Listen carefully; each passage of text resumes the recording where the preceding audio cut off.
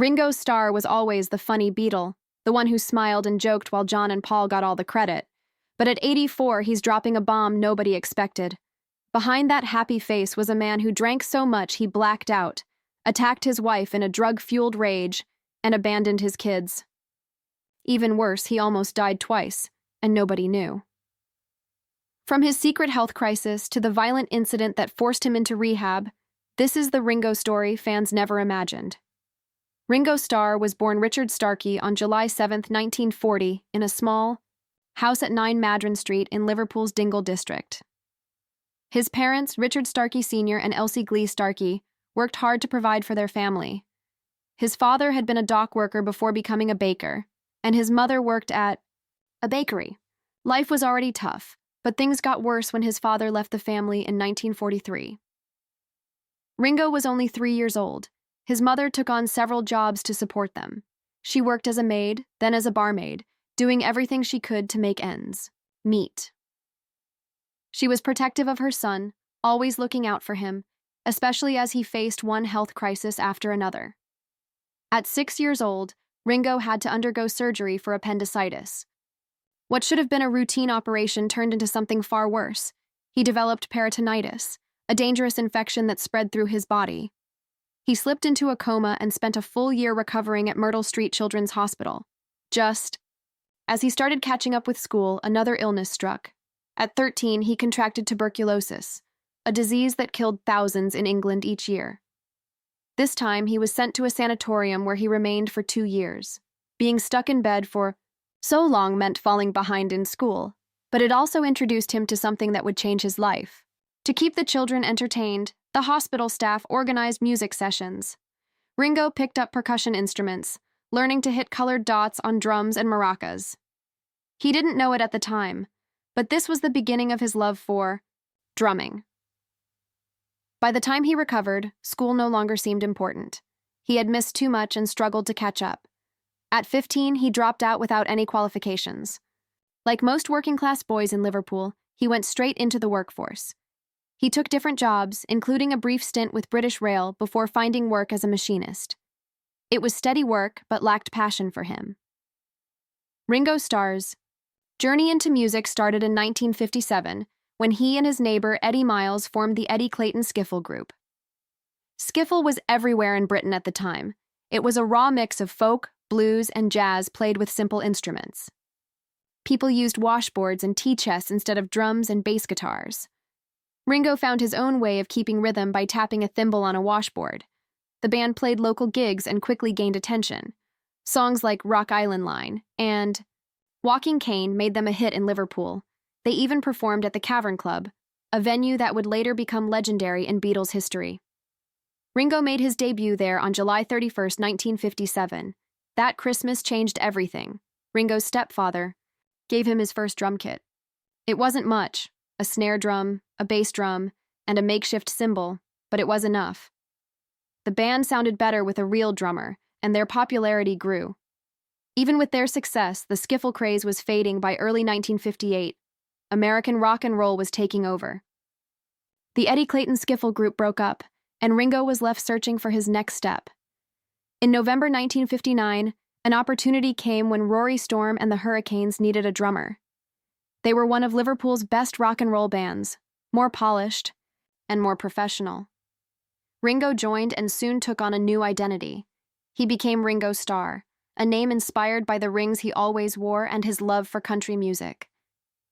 Rory Storm gave him a special moment in their shows called Star Time, where Ringo stepped forward to sing. He performed songs like Boys by the Shirelles, not Cheryl's, adding to his growing stage presence. The Hurricanes weren't just popular in Liverpool, they played all over. In early 1960, they secured a residency at Butlin's Holiday Camp in Wales. They earned $25 per week, a solid income at the time. By October, they were in Hamburg, Germany, playing at the Kaiserkeller Club. The Beatles were there too, but back. Then the Hurricanes were the bigger band. Ringo first met John Lennon, Paul McCartney, and George Harrison during that residency. Sometimes when the Beatles' drummer Pete Best couldn't perform, Ringo filled in. One night on October 15, 1960, He recorded Summertime with John, Paul, George, and Rory Storm's bassist Lou Walters. It was the first time Ringo played with the people who would later become his bandmates. The Beatles never forgot those nights in Hamburg. Ringo's drumming stood out. His laid-back personality fit in naturally. Pete Best, on the other hand, struggled to connect with the rest of the band. By mid-1962, it was clear they needed a change. Best's drumming didn't match their evolving sound, and his distant attitude made things worse. They decided to replace him. On August 15, 1962, John Lennon and Paul McCartney drove from Liverpool to Pabble Healy to find Ringo. They made him an offer, $25 per week to join the Beatles, more than he was making with Rory Storm. At first he hesitated. He was loyal to the Hurricanes but knew the Beatles had something special. He took the risk. 2 days later, on August 16th, Pete Best was fired. Ringo was officially a Beatle. His first show with them was on August 18th at Hume Hall in Birkenhead. When Ringo Starr replaced Pete Best as the Beatles' drummer in August 1962, it was anything but smooth. Fans loyal to Pete were furious. At their first official gig with Ringo at Hume Hall in Birkenhead, the crowd chanted "Pete forever, Ringo never." The backlash was even worse at the Cavern Club, where half the audience openly protested. Things got so heated that George Harrison was punched in the eye later that same day. He was even hit by a bus. The hostility was intense, but the Beatles stood their ground. George and Paul had pushed for Ringo because of his superior drumming, and John was on board too. Ringo had already filled in for Pete before and had impressed the group with his skill and reliability. Over time, the protests faded. Fans began to notice what Ringo brought to the band. His drumming had a swing, a looseness that elevated their sound. I didn't like it. He wasn't flashy, but his rock-solid playing gave the Beatles a new level of confidence. Even Pete Best, decades later, admitted the decision was justified. It was a turning point. With Ringo, the band had its final lineup, and their rise to global fame was unstoppable. As the Beatles evolved, so did Ringo's role. On Rubber Soul, 1965, his steady drumming anchored the band's shift into folk rock. His rhythms on Norwegian Wood blended seamlessly with George's sitar, a bold new direction in rock music. Then came Revolver, 1966, where Ringo's playing became even more experimental. His hypnotic drum pattern on Tomorrow Never Knows was unlike anything he'd done before. And of course, Yellow Submarine showcased his playful side, making him even more beloved by fans. By Sgt. Pepper's Lonely Hearts Club Band, 1967, one of the greatest albums of all time, Ringo had fully cemented his place in the band's sound. His drumming on With a Little Help from My Friends was simple but perfect, providing a steady groove for his heartfelt vocal performance. He wasn't just the drummer anymore, he was an essential part of the band's identity. Ringo didn't sing often, but when he did, it was memorable. Yellow Submarine was written specifically for his voice. It was lighthearted and fun, perfectly suited to his personality. It became an anthem loved by fans of all ages. Then came With a Little Help from My Friends, a song crafted to fit his vocal style. His voice wasn't technically impressive, but it was warm, relatable, and honest. That sincerity made the song timeless. Both tracks became fan favorites, proving that Ringo was more than just the guy behind the drums. By the late 1960s, the Beatles were no longer the same band they had once been. The unity that had defined their early years was gone. Creative differences, personal tensions, and outside influences were tearing them apart. Paul McCartney wanted to keep the band focused on structured pop melodies. John Lennon was moving toward experimental music guided by Yoko Ono. George Harrison had grown into a strong songwriter with tracks like Here Comes the Sun and Something, but he often felt overlooked. Yoko Ono's presence in the studio made things worse. From 1968 on, she was always by Lennon's side, even during recording sessions. The band had never allowed outsiders in before, so this was a major change. Ono gave creative input, and Lennon took her ideas seriously. The others felt she was interfering. Paul McCartney in particular saw this as a problem. During Revolution 9, he accused Lennon of letting Ono push the band into avant-garde territory. Harrison also struggled with the shift. His friendship with Lennon wasn't the same anymore. Things boiled over during the White Album sessions in 1968. The mood in the studio was tense. Everyone felt isolated, but Ringo Starr took it the hardest. He believed the others were closer to each other than they were to him, but in reality, all of them felt the same way. McCartney was especially critical of his drumming, even taking over on Back in the USSR. Ringo felt it deeply. He later said he felt unloved and out of it, like he was being left behind while the others grew closer. It reached a breaking point. Frustrated and exhausted, he quit the band. While the rest of the Beatles struggled without him, Ringo escaped to Sardinia. There he found inspiration, writing Octopus's Garden, a song that would later appear on Abbey Road. Meanwhile, back in London, the band realized how much they needed him. They sent him telegrams calling him the best rock and roll drummer in the world, and even decorated his drum kit with flowers. 2 weeks later, he returned, but the cracks in the band's unity were growing deeper. When he walked into the studio on September 4th, George Harrison had decorated his drum kit with flowers spelling out, "Welcome back." It was a rare moment of kindness during a difficult time, but the problems hadn't gone away. The band's personal relationships had changed. Lennon was becoming more withdrawn. His heroin use made things worse. Arguments were common. Sometimes, Abbey Road engineers were even asked to leave the room so the band could fight in private. By September 1969, Lennon had made up his mind. He told the others he was leaving the band, calling it a divorce. But their business manager, Alan Klein, convinced him to keep it quiet. There were financial issues to settle, and an official breakup could complicate things. For a while, the world still saw them as the Beatles. Behind closed doors, they were already finished. Ringo took the breakup hard. He had always been the easygoing one, the steady presence in the group. Now even he felt lost. During the final years, he had tried to keep peace between Lennon and McCartney, but it was impossible. Their relationship had fallen apart. Business disagreements made things even worse. McCartney wanted Linda Eastman's father to manage the band. Lennon wanted Alan Klein. No one was willing to compromise. By 1970, it was over. The Beatles were done. Each member went their own way.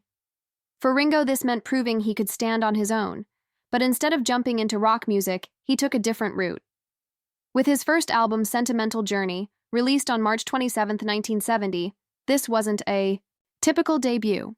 It was a collection of old standards, songs from the 1940s and 1950s that he grew up hearing in Liverpool. He wanted to make something personal, something his mother and family would enjoy. George Martin produced the album, bringing in well-known arrangers like Quincy Jones and Paul McCartney's father-in-law, Lee Eastman.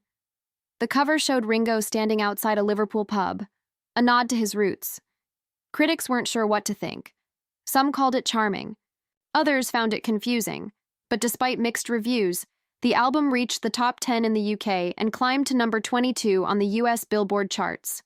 It wasn't a massive hit, but it proved that Ringo was willing to take risks. Later that same year, in October 1970, he made an even bolder move. His second solo album, Beaucoup of Blues, was pure country music. It was recorded in Nashville in just 2 days with producer Pete Drake and a team of top country musicians. The title track, written by Buzz Rabin, charted in both America and Germany. Critics praised Ringo's easygoing delivery. Cashbox called it a fine country single. The album didn't sell in huge numbers, but it showed another side of him. He wasn't just the drummer from the Beatles. He was an artist exploring whatever music he loved.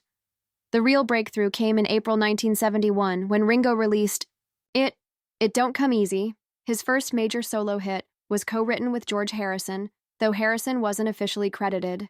The lyrics spoke about persistence and trust, themes that felt personal to Ringo. With Harrison producing and adding his signature slide guitar, the song had a polished but heartfelt sound. It peaked at number 4 on the US Billboard Hot 100 and hit number 1 in Canada. It even outperformed singles from his former bandmates at the time. Then came Photograph, released in October 1973. Ringo and Harrison wrote it together, creating one of Ringo's most emotional songs. The lyrics told a story of lost love, and the rich production made it unforgettable. The song reached number 1 in the US and Canada and made the top 10 in the UK. That same year, he scored another #1 hit with You're 16, a cover of a 1960 Johnny Burnett song. It was released in December 1973 and became a massive success in early 1974. The music video featured Carrie Fisher as Ringo's love interest, adding a playful touch. By now, it was clear Ringo Starr was a solo star. A big reason for this success was his 1973 album Ringo. It was his most successful solo project and felt like a Beatles reunion. All three of his former bandmates contributed in some way. John Lennon wrote, "I'm the Greatest," just for Ringo. George Harrison played guitar on several tracks. Paul McCartney co-wrote and performed on 6 O'Clock, though he wasn't in the studio at the same time as the others. The album was produced by Richard Perry and featured an impressive lineup of musicians, including Mark Bolan, Billy Preston, Harry Nilsson, and members of the band. It reached #2 in the US and produced two huge hits, Photograph and You're 16. Critics praised Ringo's personality and the album's mix of rock, pop, and heartfelt ballads. It was one of the biggest successes any former Beatle had after the band broke up. Ringo wasn't just making music, he also stepped into acting. In 1970, he starred alongside Peter Sellers in The Magic Christian, a dark comedy about greed and corruption based on a novel by Terry Southern. The film had a surreal style and featured cameos from stars like Raquel Welch and Christopher Lee. Ringo played Youngman Grand, the adopted son of a billionaire played by Sellers. The film got mixed reviews, but Ringo's performance was well received. Then, in 1981, he took the lead role in Caveman, a slapstick prehistoric comedy. He played Atuk, a small but clever caveman who challenges the brutish leader of his tribe. The film had over-the-top humor, a made-up caveman language, and even stop-motion dinosaurs. Critics didn't love it, but it became a cult favorite over time. More importantly, it changed Ringo's life in a personal way. During filming, he met actress Barbara Bach. They fell in love and got married soon after. After the Beatles broke up in 1970, Ringo Starr's life took a dark turn. Success was still there, but so was something else: alcohol. Drinking became part of his routine, then part of his identity. He wasn't just having a few drinks, he was lost in a world of excess, spending most nights in clubs and barely remembering the performances he gave. Marijuana and cocaine were part of the mix too. He later admitted that he was living in a haze, unable to recall entire events, including a show he played with the Beach Boys in Washington. At home, things weren't any better. His marriage to Maureen Cox had lasted 10 years, but by 1975, it was over. The relationship had started as a fairy tale. Ringo and Maureen had married in 1965 when she was just 18. They had 3 children together, but his lifestyle pulled them apart. He was unfaithful, absent, and sinking deeper into addiction. Then came something even more unexpected. George Harrison, his close friend and former bandmate, fell in love with Maureen. It happened at a dinner party. In the middle of the evening, George confessed his feelings in front of everyone. It wasn't just an awkward moment, it was the start of an affair. Ringo was devastated but didn't explode in anger. Instead, he simply said, "Better you than someone we don't know." The situation shattered more than just his marriage. Harrison's wife Pattie Boyd was heartbroken too. She later responded by returning to her modeling career and having an affair of her own. Even after the divorce, Ringo's drinking only got worse.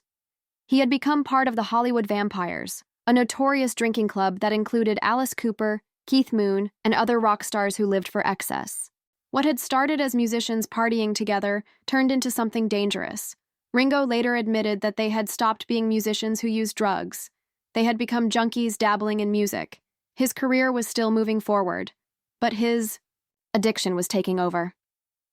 Then, in 1980, everything changed again, on the set of Caveman, where he played a clumsy prehistoric man. He met Barbara Bach. She was a well-known actress, and at first they were just co-stars. But by the end of filming, their connection had turned into something real. They fell for each other fast, and in April 1981, they got married. It seemed like a new beginning, but addiction still had its grip on both of them. Their drinking and drug use continued. Ringo would start his mornings with champagne, and spend his days freebasing cocaine.